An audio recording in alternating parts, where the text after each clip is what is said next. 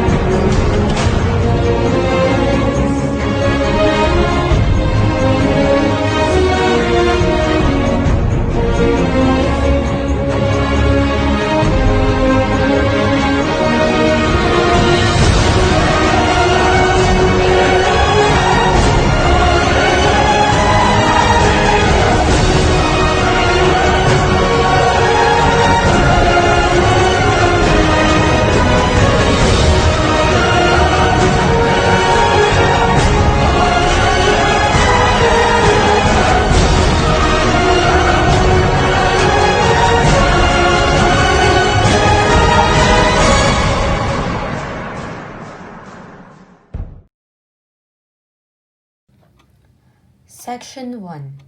Sa section na ito, nakapaloob ang short title ng batas which is This Act Shall Be Known as the Anti-Bullying Act of 2013. A pleasant day to everyone. I am Kyla Desiree Bedienes and I will be your reporter for the Section 2 of Republic Act number 10627. Let's move forward to the section 2 of this act. It includes the different acts of bullying. Nasabi kanina ano nga ba ang bullying at ngayon i-discuss ko naman ang iba't ibang uri nito. First is the physical bullying. Ito ay ang pinakakilalang uri ng bullying, ang paggamit ng hindi kaaya-ayang physical contact.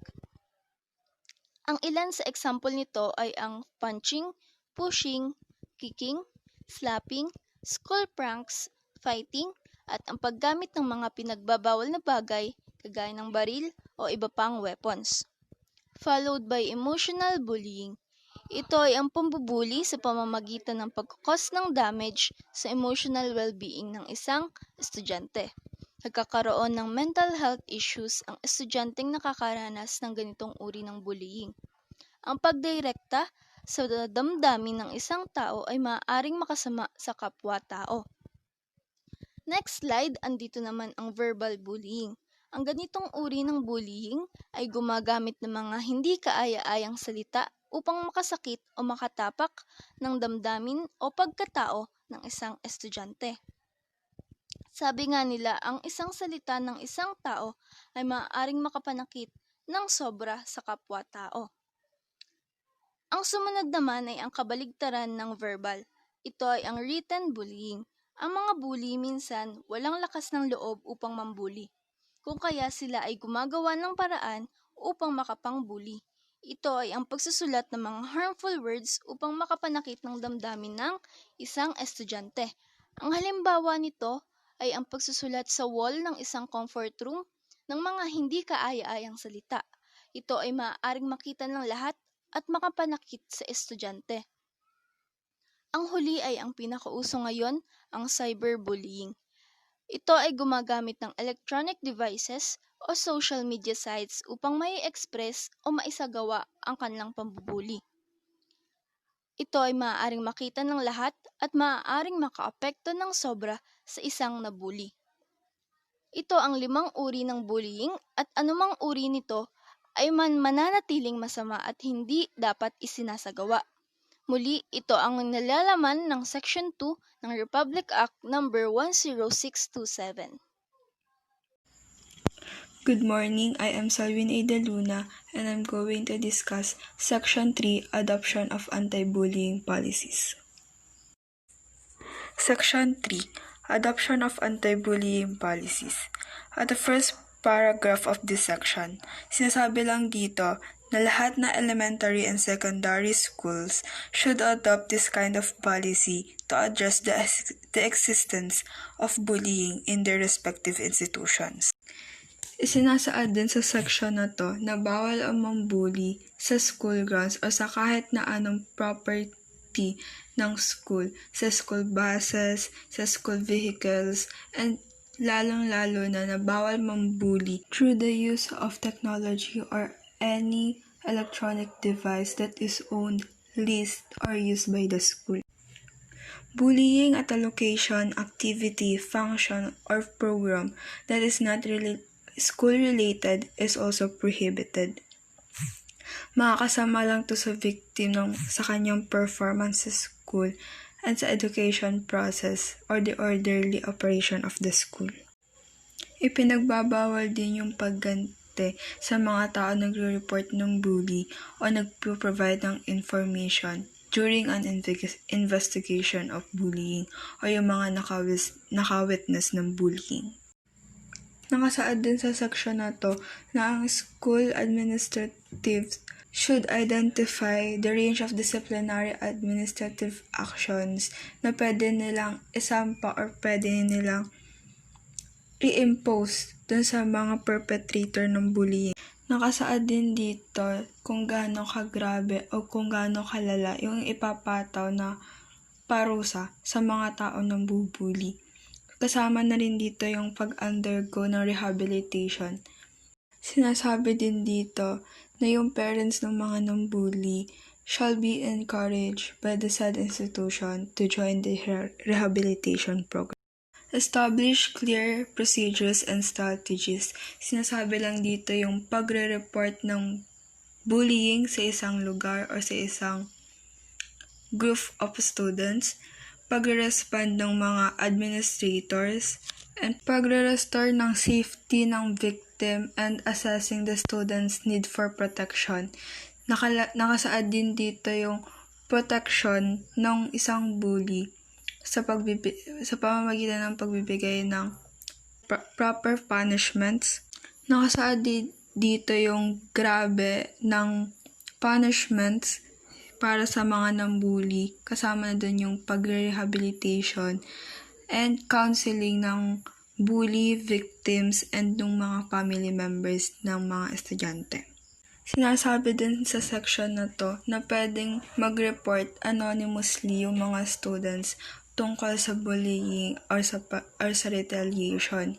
Pwede ding makasuhan or mapatawan ng parusa yung mga estudyante na nagsusumbong tungkol sa false accusation of bullying. Nakasaad din dito na kailangan nilang i-educate yung mga students about bullying, about anti-bullying policies, and yung mga mechanics ng school about sa anonymous reporting ng mga nambubully. Schools and administrators should also educate the parents or guardians about the bullying and the anti-bullying policies para ma-provide nila yung support and maturuan nila na masama yung mambully sa mga estudyante sa loob pa lang ng bahay. It is also stated in this section that they should maintain a public record of relevant information and statistics on acts of bullying or retaliation in confidential. At ang makakita lang nun is yung administrators and teachers, those who are directly responsible for the students and for the guardians of the students na naging biktima or naging bully. On the second to the last paragraph of this section, sinasabi nito na lahat ng elementary and secondary schools shall provide students and their parents or guardians a copy of the anti-bullying policies that is being adopted by the school. Anti-bullying policies din yung dapat is kasama sa mga school, student, or employee handbook na binibigay ng mga school sa kanilang mga students. At the last paragraph of this section, it is stated that the Department of Education shall include in its training program courses or activities which shall provide opportunities for school administrators, teachers, and other employees to develop their knowledge and skills in preventing or responding to any bullying act. Good day everyone, I'm Gabrielle Baliton and I'm here to discuss to you about Section 4, Mechanism to Address Bullying. What is mechanism to address bullying? The school principal or any person who holds a comparable role shall be responsible for the implementation and oversight of policies intended to address bullying. Ibig sabihin, ang namamahala lahat ng actions of students ay school principal.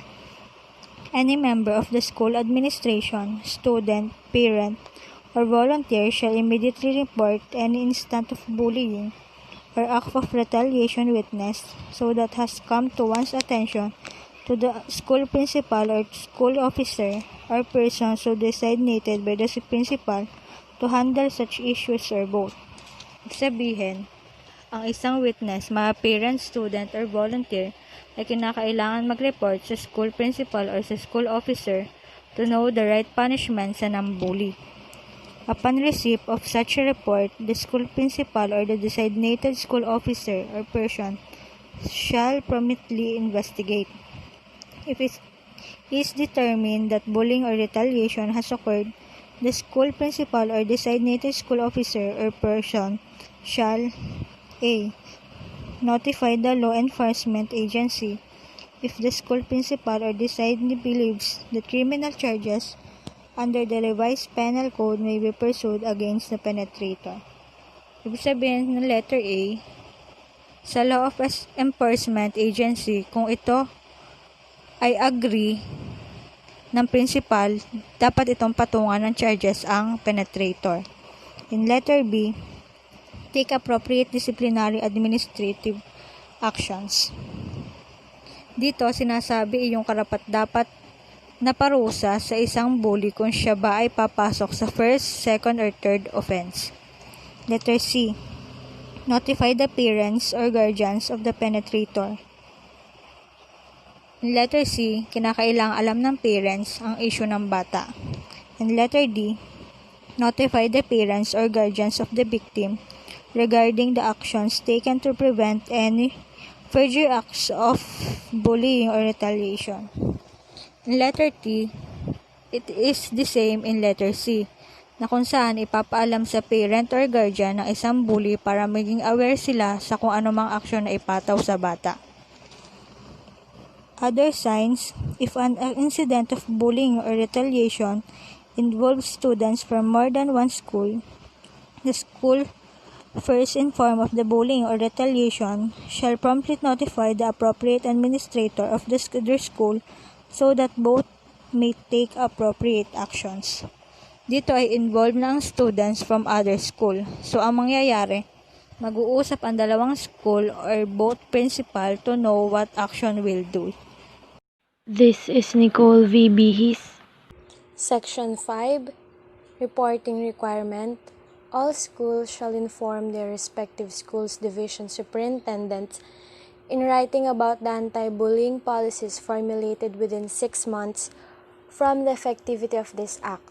Such notification shall likewise be an administrative requirement prior to the operation of new schools, beginning with the school year after the effectivity of this act and every first week of the start of the school year thereafter. Schools shall submit a report to their respective school division superintendents all relevant information and statistics on acts of bullying or retaliation. The school's division superintendent shall compile this data and report the same to the Secretary of the DepEd, who shall likewise formally transmit a comprehensive report to the Committee on the Basic Education of both the House of Representatives and the Senate. So, this is all about pagsunod sa school regulation tungkol sa Bullying Act or status ng bullying sa school. For example, I'm going to build my own school. Dapat 6 months before, nag-aasikaso na ako ng papers tungkol sa Anti-Bullying Act.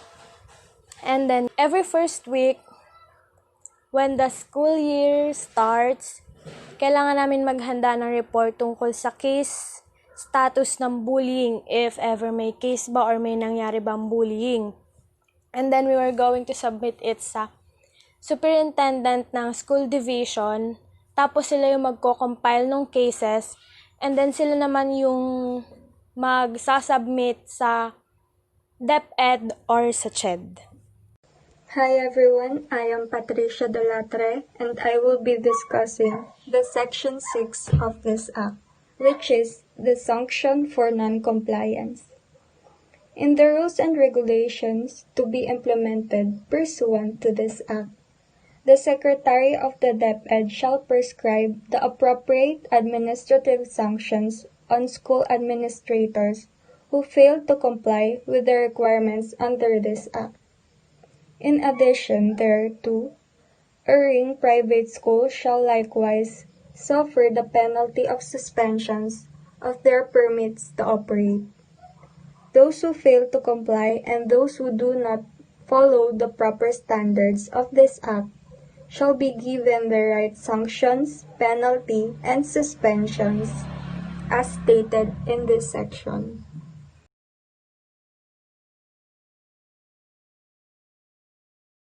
Good morning, sir. Good morning, classmates. This is Michelle Mendoza, and I am going to discuss Republic Act Number 10627, Section 7, Implementing Rules and Regulations. There shall be intervention programs to promote the continuity of comprehensive anti-bullying policies. Interventions refers to a series of activities which are designed to address the following. Letter A. Issues that influence the student to commit bullying. There is no student na gustong makaranas ng bullying, and siguro naman wala ring students na gustong makaranas na maging bully. Pero dahil sa impluwensya ng iba't ibang tao Nagkakaroon ito ng factor sa mga estudyante na mag-commit ng bullying sa kapwa nila estudyante. Letter B. Factors that make a student a target of bullying. There are factors that make a student a target of bullying. Maybe they look weak but that doesn't mean na kailangan silang i-bully. Nabubully sila according sa kanilang appearance, religion, gender, and other more. But no one deserves to experience bullying. Because in my humble opinion, we are all equal no matter what our status in life. Letter C. Effects of bullying.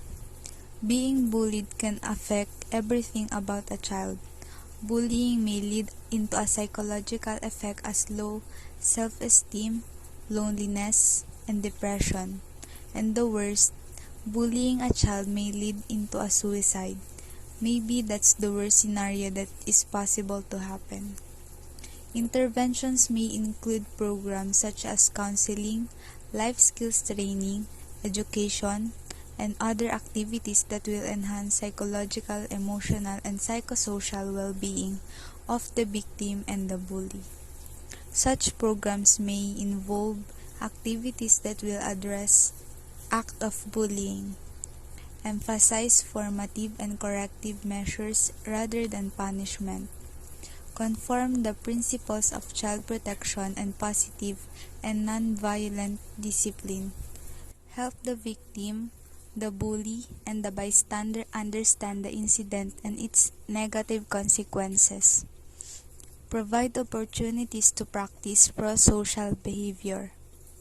All schools shall develop intervention strategies involving all parties such as bullies, victims, bystanders, parents, school personnel, service providers, and all persons who may be affected and all other persons who may be affected by the bullying. Hello everyone, I am Sofia Vergel, and I'm going to discuss the Section 8 of Anti-Bullying Act of 2013, Separability Clause. If, for any reason, any provision of this act is declared to be unconstitutional or invalid, the sections or provisions hereof which are not affected thereby shall continue to be in full force or effect. It only means that this law is allowed to have its independent parts without affecting the whole case. Good day everyone, I am Kathryne Burog and here is for the Section 9 of Republic Act No. 10627 or Anti-Bullying Act of 2013. Section 9 states that all laws, decrees, orders, rules and regulations or parts thereof which are inconsistent with or contrary to the provisions of this act are hereby repealed, amended, or modified accordingly. For the Section 9 of Republic Act No. 10627 or Anti-Bullying Act of 2013, it's all about repealing clause. Pero ano nga ba yung nasa ilalim or sinasabi ng repealing clause? Ayon sa seksyon ito, kahit ano pang batas, utos o artikulo na hindi connected o hindi sumasang-ayon sa batas na ito ay sinuwalang bisa na, tinanggal na. Yung iba naman na taliwas or salungat sa law na ito is maaaring binago, in-improve, or pinalitan na sasang-ayon naman sa batas na ito. Simple lang. Kung ano man yung hindi kailangan or yung mali about sa batas na ito is either kinancel na or iminodify na. Good day everyone, I'm Marcus Villarama III, and let's now proceed to the last section of the Anti-Bullying Act of 2013. The Section 10 of this Act talks about its effectivity. At ayon dito ay after 15 days ng pagka-approve or ma-sign yung act, saka pa lang siya magiging effective.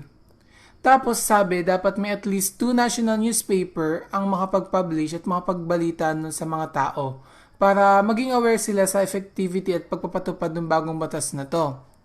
Since this act is approved on September 12, 2013 during former President Aquino's leadership, so ibig sabihin naging effective to noong September 27, 2013 after ma-publish ang mga newspapers para malaman ng mga tao. To prove what I said is true, here is a newspaper from Mindanao Daily which circulates to the region and it was released on September 25, 2013 to disseminate the information to other Filipinos. I guess that would be all. I hope you learned something from us. So before officially end this discussion, I would like to leave a saying from Harvey Fierstein. Never be bullied into silence. Never allow yourself to be made a victim. Accept no one's definition of your life and define yourself. That would be all for our report. Again, we are from Team MAKATAO. Have a good day.